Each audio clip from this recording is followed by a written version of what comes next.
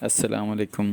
یہ chapter number 4 ہے science کا، اور ہم متوازن غذا میں پہنچے تھے۔ متوازن غذا یعنی بیلنس ڈائٹ ایسی غذا جس میں متناسب مقدار میں تمام غذائی اجزاء موجود ہوں متوازن غذا کہلاتی ہے۔ ایسی غذا جس میں متناسب مقدار میں تمام غذائی اجزاء موجود ہوں متوازن غذا یعنی بیلنس ڈائٹ کہلاتی ہے۔ بیلنس ڈائٹ ہر انسان کی کیلوریک ضرورت کے مطابق ہوتی ہے، جبکہ حرارتی ضروریات کا انحصار کسی انسان کے وزن، عمر، جنس اور اس کے کام کی نوعیت پر ہوتا ہے۔ شیر خوار بچوں کی غذا ڈائٹ فار انفنٹس۔ دودھ خدا کا بہترین تحفہ ہے جس میں خوراک کے تمام اہم اجزاء موجود ہوتے ہیں، اس لیے شیر خوار بچوں کے لیے سب سے اچھی غذا ماں کا دودھ ہے۔ لیکن اگر کسی وجہ سے ماں کا دودھ نہ دیا جا سکے تو گائے یا بھینس کا دودھ استعمال کیا جا سکتا ہے۔ اس کے لیے ضروری ہے کہ اس میں 2 حصے پانی ملایا جائے۔ 3 ماہ کے بعد بچوں کو دودھ کے ساتھ ٹھوس غذا دی جا سکتی ہے، مثلاً اناج، انڈے کی زردی اور ابلا ہوا گوشت وغیرہ۔ 6 ماہ سے 18 ماہ تک کی عمر کے بچوں کے لیے دودھ کے ساتھ پھل اور انڈے بھی دیے جا سکتے ہیں۔ نوجوانوں کی غذا ڈائٹ فار ینگس۔ نوجوانوں کو زیادہ خوراک کی ضرورت ہوتی ہے کیونکہ ان کی بھاگ دوڑ زیادہ ہوتی ہے، اس لیے ان کی غذا میں روغنیات، کاربوہائیڈریٹ اور شکر کی مقدار زیادہ ہونی چاہیے۔ نوجوان جسم گروتھ کے مراحل سے تیزی سے گزر رہا ہوتا ہے، اس لیے اس کو زیادہ پروٹین والی غذائیں دینی چاہیے۔ انہیں صحت قائم رکھنے کے لیے نمک بھی زیادہ درکار ہوتا ہے۔ 13 سے 16 سال کی عمر میں بیلنس ڈائٹ کا خاص خیال رکھنا چاہیے۔ ان کی خوراک میں دودھ، دہی، لسی ضرور ہونی چاہیے۔ عمر رسیدہ افراد کی غذا ڈائٹ فار اولڈ۔ عمر رسیدہ ہونے پر چونکہ جسم کے کام کرنے کی صلاحیت کم ہوتی ہے، اس لیے کم قوت اور انرجی درکار ہوتی ہے۔ اس عمر میں گھی کے زیادہ استعمال سے اجتناب کرنا چاہیے۔ دودھ، پھل، سبزیوں جیسی غذاؤں کو اپنی روزمرہ زندگی میں شامل کرنا چاہیے۔ حاملہ اور دودھ پلانے والی خواتین کی غذا diet for pregnant and feeding women. حاملہ یا دودھ پلانے والی خواتین کی غذا عام خواتین سے ہمیشہ دگنی ہوتی ہے، کیونکہ ان کے علاوہ ایک اور جان ان کی ذات کے ساتھ منسلک ہوتی ہے۔ اگر وہ بیلنس ڈائٹ کا استعمال نہ کریں تو اس کے اثرات بچے پر ہو سکتے ہیں۔ غذا کی کمی کی وجہ سے حاملہ خواتین کے بچے کمزور پیدا ہوتے ہیں۔ ایک حاملہ عورت کو عام عورت کی نسبت زیادہ انرجی کی ضرورت ہوتی ہے۔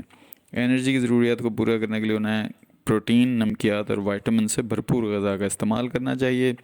دودھ پلانے والی خواتین کو دودھ، چینی، گھی، گندم، پھل اور انڈے کا بہت زیادہ استعمال کرنا چاہیے۔ اس طرح وہ اپنی اور دودھ پینے والے بچے کے لیے غذائی ضروریات کو پورا کر سکتی ہیں۔ اگلا عنوان ہے اس سبق میں جسمانی افعال میں کوآرڈینیشن اینڈ باڈی فنکشنز۔ تمام جاندار چند مشترکہ خوبیوں کے حامل ہیں۔ ان میں سے ایک خوبی سٹیمولس پر رد عمل ظاہر کرنا ہے۔ سٹیمولس خواہ اندرونی ہوں یا بیرونی، سیل کی سطح پر ہوں یا آرگن کی سطح پر، جسم کے مختلف حصے ان کے رسپانس ظاہر کرتے ہیں۔ جسم کے مختلف حصوں کے اور ان کے افعال کے درمیان رابطہ اور نظم و ضبط بہت ضروری ہے۔ اس ربط کو قائم کرنے کے لیے ہمارے جسم میں 2 سسٹمز کام کرتے ہیں، نروس سسٹم اور اینڈوکرائن سسٹم۔ نروس سسٹم دماغ، اسپائنل کارڈ اور 2 قسم کی نروز پر مشتمل ہوتا ہے جو بیرونی اور اندرونی تحریکات کو حاصل کرنے کے بعد ان کا تجزیہ کرتے ہیں اور مناسب رسپانس ظاہر کرتے ہیں۔ اس رسپانس کے دوران مختلف اعضاء کے درمیان ربط بھی قائم رکھتے ہیں۔ اینڈوکرائن سسٹم بغیر ڈکٹس والے گلینڈز پر مشتمل ہوتا ہے جو سیکریشن خارج کرتے ہیں، ہارمونز۔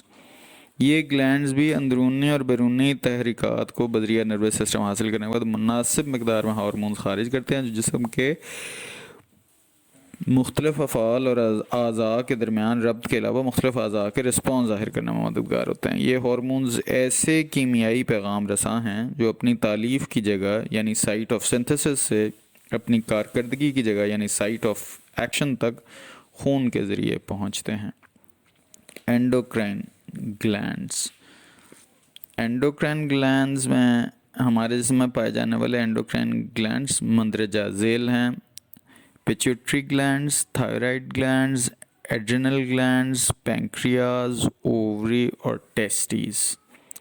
پیچوٹری گلینڈ ایک چھوٹا سا گلینڈ ہے جو سائز میں بمشکل مٹر کے دانے کے برابر ہوتا ہے۔ یہ گلینڈ دماغ کے ایک حصے سے جڑا ہوتا ہے کیونکہ یہ تمام گلینڈز کے افعال کو کنٹرول کرتا ہے، اس لیے اسے ماسٹر گلینڈ کہا جاتا ہے۔ یہ ہارمون جسم کی نشو و نما اور اس کے کئی دوسرے افعال کو کنٹرول کرتا ہے۔ تھائرائڈ گلینڈ، تھائرائڈ گلینڈ گردن میں اگلی جانب واقع ہوتا ہے۔ تھائرائڈ گلینڈ دو قسم کے ہارمون بناتا ہے، دونوں ہارمونز آیوڈین کی موجودگی میں خارج ہوتے ہیں۔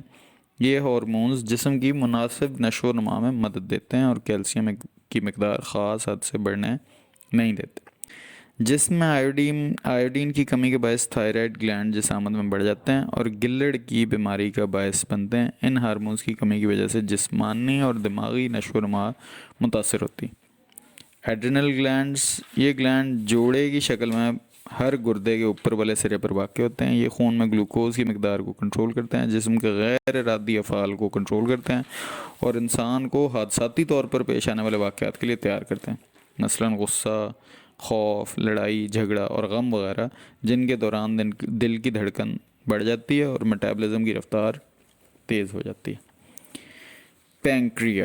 پینکریاز ایک لمبا اور نرم عضو ہے۔ یہ شکل میں پتہ نما ہے اور معدے کی نچلی جانب اس جگہ واقع ہے جہاں معدہ چھوٹی آنت سے ملتا ہے۔ یہ دو ہارمونز بناتا ہے، ایک کا نام انسولین جبکہ دوسرے کا نام گلوکاگون ہے۔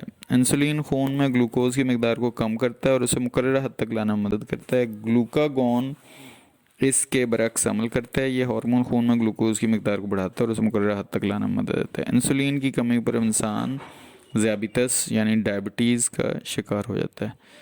نمبر 5، گوناڈز، بنیادی اعضائے تولید کو گوناڈز کہتے ہیں۔ ٹیسٹیز کا ہارمون نر اعضائے تولیدی کی نشو و نما کا ذمہ دار ہوتا ہے۔ نر میں لیرنگس کے سائز میں اضافہ اور آواز کی تبدیلی کا باعث بنتا ہے۔ جسم اور چہرے پر بالوں کی نشو و نما میں اپنا کردار ادا کرتا ہے۔ اووری کے ہارمونز مادہ تولیدی اعضاء کی نشو و نما کے ذمہ دار ہیں اور جنسی افعال کو کنٹرول کرتے ہیں۔ شکریہ، السلام علیکم۔